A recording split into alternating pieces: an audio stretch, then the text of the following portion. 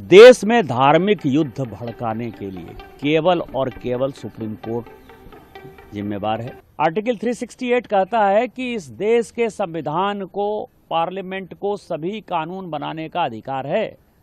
कानून की व्याख्या करने का अधिकार सुप्रीम कोर्ट का है।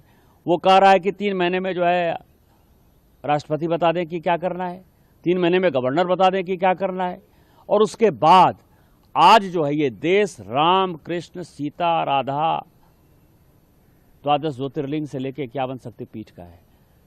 सनातन की परंपरा है, लाखों साल की परंपरा है। आप जब राम मंदिर का विषय होता है तो आप राम मंदिर में कहते हो कि कागज दिखाओ, कागज दिखाओ।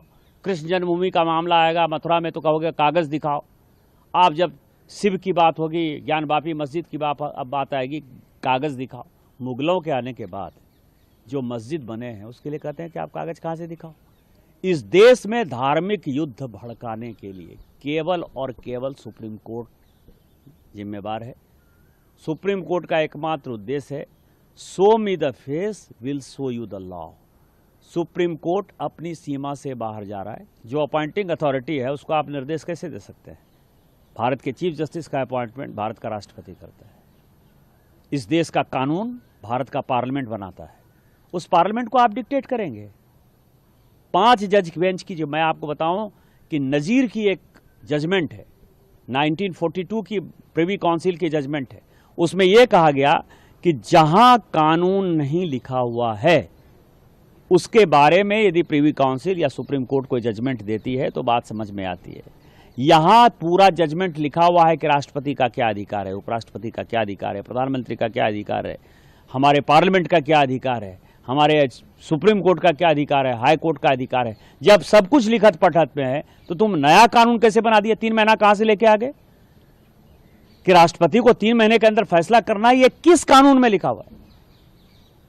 इसका मतलब यह है कि आप इस देश को एनार्की की तरफ ले जाना चाहते हो, और एनार्की जो है इस देश में बर्दाश्त नहीं होगी। जब नया कानून आएगा, जब नया पार्लियामेंट बैठेगा, इसके ऊपर विस्तृत चर्चा होगी और फिर से नेशनल जुडिशियल अकाउंटिंग सिस्टम जो हमने NJAC बनाया था, जिसमें कि राष्ट्रपति का चुनाव कैसे होगा, प्रधानमंत्री का कैसे चुनाव होगा, वो तो संविधान में लिखा हुआ है। लेकिन आपके भाई भतीजावाद के आधार पर जज का चुनाव नहीं होगा। शेड्यूल कास्ट जज नहीं है, शेड्यूल ट्राइब जज नहीं है, OBC जज नहीं है।